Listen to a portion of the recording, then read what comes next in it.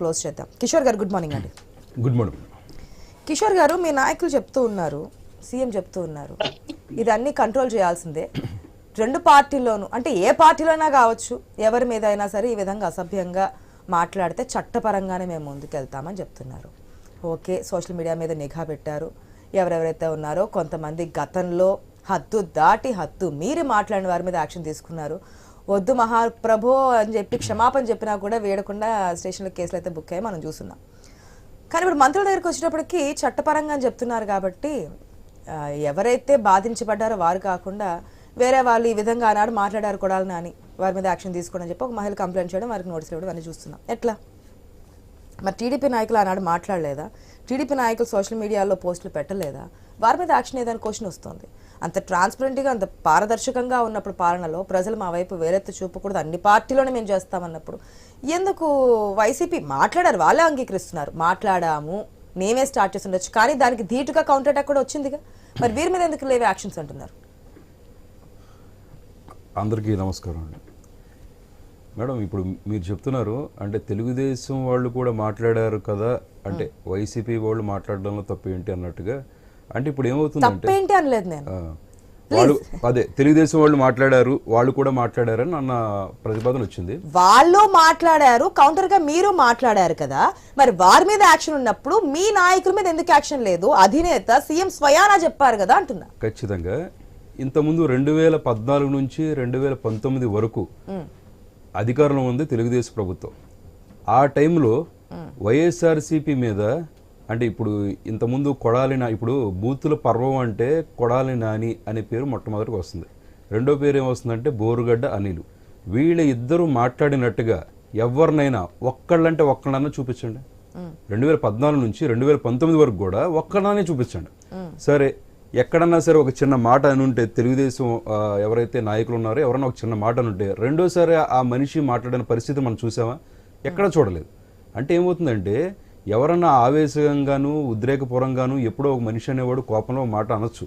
అన్న తర్వాత ఖచ్చితంగా అధిష్టానం నుంచి నువ్వు పొరపాటుగా నోరు జారద్దు, మనం ఎందుకంటే మనం అందరం కూడా ప్రజల ముందు ఉన్నాము, మీరందరూ ప్రజా ప్రతినిధులు, మీరు ఎంతసేపు కూడా నోరు కంట్రోల్గా ఉండాలని చెప్పి పైనుంచి మనకు ఒక ఆర్డర్లనే వస్తాయి. కానీ వైఎస్ఆర్సీపీ ప్రభుత్వం ఉన్నప్పుడు ఈ కొడాలి నాని ఒక పిచ్చి కుక్కలాగా మాట్లాడినప్పుడు, ఈ బోరుగడ్డ అనిలు ఒక పిచ్చి కుక్కలాగా వాగినప్పుడు ఎక్కడా కూడా వైఎస్ఆర్సీపీ ఎవరైతే అధిష్టానం ఉన్నారో జగన్మోహన్ రెడ్డి గారు కానీ ఇంకొకరు కానీ దానికి క్రమశిక్షణ కమిటీ కూడా ఉంటుంది, ఎవరైనా కానీ మీరు ఇలాంటి అనుచిత వ్యాఖ్యలు చేయొద్దు, అలా చేస్తే గనక మీ మీద కఠిన చర్యలు తీసుకోవచ్చని ఎప్పుడైనా ఒక్కసారైనా మనకు వచ్చిందా? అలా గనక వాళ్ళు మాట్లాడి ఉంటే, అలా గనక ఆయన పైనుంచి గనక ఆర్డర్స్ వచ్చి ఉంటే ఈ 2019 నుంచి 2024 వరకు కూడా ఎన్నిసార్లు మాట్లాడారు? ఎంతసేపు కూడా, ఆఖరికి రోజా కూడా, ఇప్పుడు రోజా గారు కూడా ఇలా నోటుకు వచ్చినట్టు బూతులు మాట్లాడారు. మనం అంతా కూడా చూసాం, లైవ్లో చూసాం. ఈ రోజు మనం ఎక్కడ కూడా మనం అబద్ధం చెప్పాల్సిన అవసరం లేదు. యూట్యూబ్లో ఎక్కడ కొట్టినా సరే వాళ్ళు మాట్లాడిన బూతు పురాణాలన్నీ కూడా మనకు వస్తున్నాయి. ఆఖరికి అతను ఎవరో గోరెంట్ల మాధవ్ కానీ, ఇలాంటి దగ్గర అనిల్ యాదవ్ కానీ అసెంబ్లీలోనే నోటుకు వచ్చినట్టు మాట్లాడి ఎవరైతే మా జాతీయ అధ్యక్షులు ఉన్నారో, ప్రజెంట్ ముఖ్యమంత్రి వర్యులు ఉన్నారో ఆయన భార్య సతీమణిని కూడా మాట్లాడారంటే ఎవరండి? వల్లభనేని వంశీని మర్చిపోయారు. వల్లభనేని వంశీ కూడా అదే. ఇక అలా చేసుకుంటే మంత్రులు వల్లభనేని వంశీ అనుకున్నారు. ఎన్ని బూతులు మాట్లాడితే అంత మంచి పదవి ఇస్తామని చెప్పి అక్కడ ఒక ఆఫర్ ఉంది. దాని పరంగా ప్రతి ఒక్కడు కూడా నోటికి వచ్చాడు, దేవుడు మనకు నోరిచ్చాడు కదా, నాలుగు నరం లేదు కదా అన్నట్టు నోటికి వచ్చాడు వాగి ఈ రోజున ప్రతి ఒక్కడు కూడా ఇంట్లోకి వచ్చిన పరిస్థితి వచ్చింది. సో ఖచ్చితంగా ప్రజలు ఇదంతా కూడా గమనించారు. సో ఇప్పుడు అనుకోవచ్చు కిషోర్ గారు, ఎవరు అనుకోవచ్చు కాదు, ఖచ్చితంగా చూడండి, ఎప్పుడు కూడా తెలుగుదేశం ప్రభుత్వం అనేది చట్టబద్ధంగా జరుగుతుంది. అవును, కొన్ని పేర్లు చెప్పారు, వాళ్ళందరూ ఈ లిస్ట్ లో ఉన్న వాళ్ళే. ఆల్రెడీ కొడాలి నాని ఫస్ట్ మీరు చెప్పారు కాబట్టి ఆయన పేరు ముందు వచ్చింది, కేసు పెట్టారు, ఎవరో ఒకరు కేసు పెట్టారు, అదైతే నోటీసులు వెళ్ళాయి. నెక్స్ట్ ఎవరు చూడండి, ఎందుకంటే బాధితులు ఇప్పుడిప్పుడే కొంచెం ధైర్యంగా బయటకు వస్తున్నారు. ఒక్కొక్కరు కూడా ఊపిరి బాధితులు చాలా మంది ఉన్నారు మేడం. మేము కాదు కదా కేసు పెట్టేది, లేదంటే ఎవరో బాధపడుతున్నారని చూసి మీరు వైజాగ్ లో, ఇప్పుడు సరే మీరు అన్నట్టుగానే మీ పాయింట్కి వద్దాం. ఇప్పుడు వైజాగ్ లో ఒక మహిళ వెళ్ళి అక్కడ కంప్లైంట్ చేసింది కొడాలి నాని మీద. ఆ మహిళ ఈ రోజు వెళ్ళలేదే, తను ఆ రోజు నుంచి కూడా పోరాడుతుంది. ఈ రోజున మా తెలుగుదేశం ఎవరైతే అధిష్టానంలో ఉన్నారో, ఎవరైతే మా ముఖ్యమంత్రి వర్గంలో ఉన్నారో ఆవిడ బాధితురాలు కారు. చూడండి మేడం, ఈ రోజున మా నాయకుడిని తిడితే మమ్మల్ని తిట్టినట్టే, మా నాయకుని అవమానిస్తే మమ్మల్ని అవమానించినట్టే. తెలుగుదేశంలోనే 75 లక్షల మంది కార్యకర్తలు ప్రతి ఒక్కడు కూడా బాధపడ్డారు మేడం. ఆ రోజున మీరు చూసి ఉండొచ్చు.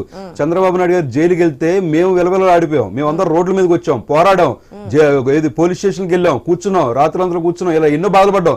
ఎందుకు మేడం? మా చంద్రబాబు నాయుడు గారు జైలుకి వెళ్ళారు కదా, మేము కూడా హ్యాపీగా రిలాక్స్ కూర్చొని టీవీలో కూర్చోవచ్చు. ఎందుకంటే ఈ రోజున తెలుగు జాతి అనేది గర్వంగా రోడ్ల మీద తిరుగుతున్నారు, అగ్ర రాజ్యాలు వెళ్తున్నారు. అంతేకాకుండా ప్రపంచ దేశంలో ప్రతి చాట కూడా మంచి పొజిషన్ ఉన్నారంటే అది కేవలం తెలుగుదేశం ప్రభుత్వం వల్లే. ఇప్పటికీ కూడా బడుగు బలహీన వర్గాల ఆశాజ్యోతులు అనేది ఎవరైనా ఉన్నారంటే అది ఖచ్చితంగా చంద్రబాబు నాయుడు గారి వల్లే. ఆయన బాధపడితే ప్రతి ఒక్కరు బాధపడతారు. ఆయన ఏడిస్తే మేము కూడా ఏడుస్తాం మేడం, ఆయన నవ్వితే మేము నవ్వుతాం. సో ఆ విధంగా మేము అంతా కూడా ఆయన అడుగు జాడలో నడుస్తాం. సో ఈ రోజున భువనేశ్వరమ్మ గారిని అన్న మాటకి ఆ రోజున మహిళ ఎంతో చింతించి ఆ రోజున వైజాగ్ వెళ్ళి ఒక్క మహిళ కాదు మేడం, వల్లభనేని వంశీ అన్నాడు, కొడాలి నాని కూడా అన్నారు. మీరు చూడండి, చంద్రబాబు నాయుడు ఎంతసేపు మైక్ ఇస్తే కోతి కొబ్బరి చెప్ప దొరికినట్టు ఎంతసేపు కూడా చంద్రబాబు నాయుడు వాడు వీడు అని చెప్పేసి లోకేష్ ప్రతి ఒక్కళ్ళు కూడా నోటిఫికేషన్ మాట్లాడారు. ఈ రోజున తల్లి దండ్రి పోయి నీ అమ్మ మొగుడు వాడమ్మ మొగుడు అన్న పరిస్థితి తీసుకొచ్చి కేవలం కొడాలి నాని కాదు. నేను ఎవరిని తిట్టట్లేదు, అలాంటి మాటలు తీసుకొచ్చారంటున్నాను. ఈ రోజున చిన్న పిల్లలు కూడా మొన్న ఎవరో యూట్యూబ్ లో పెట్టారు, వాళ్ళు పిల్ల కూడా అంటుంది ఆ మాట. అంటే ఎందుకు వచ్చింది అంటే ఎల్కేజీ పిల్లలు యూకేజీ పిల్లలు కూడా ఆ మాటలు అనాల్సిన పరిస్థితి, ఎందుకంటే వాళ్ళకి తెలియదు. ఇలాంటి పరిస్థితి ఎవరున్నా సరే యాక్షన్ తీసుకోండి, 100% ఏ పార్టీ ఉన్నా సరే తీసుకోండి, మార్పు రావాలి ఖచ్చితంగా. తెలుగుదేశం ఎప్పుడు కూడా అలాంటి వాటికి ద్రోహద పడదు. ఖచ్చితంగా కూడా అలాంటి ఏం జరిగినా సరే చట్టపరమైన చర్యలు తీసుకుంటారు. అంతేకాకుండా ఇంతకుముందు మధుబాబు గారు మాట అన్నారు మేడం, దానికి నేను రిప్లై చేసి ఆపేస్తాను. మధుబాబు గారు ఇంతకుముందు వైఎస్ఆర్సీపీ గవర్నమెంట్ లో మేము ఎంతసేపు కూడా వీళ్ళు ఒక పాఠం పాడుతూ ఉంటారు మేడం. వైఎస్ఆర్సీపీ ప్రభుత్వం 99% మేము తీర్చాము, 99% జనాలను ఉద్ధరించామని చెప్తూ ఉంటారు. 99% ఎక్కడ తీర్చలేదు సార్. మనం ఒక్కొక్క హామీలు మాట్లాడుకుంటూ పోతుంటే మనకు నిజంగానే సిగ్గుతో మనం తల ఉంచుకునే పరిస్థితి వస్తుంది.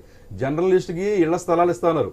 మరి ఎంతమంది జర్నలిస్ట్ మీకు ఇచ్చారా మేడం? మీకు వైఎస్ఆర్సీపీ ప్రభుత్వంలో జర్నలిస్ట్ కి స్థలాలు ఇస్తున్నారు.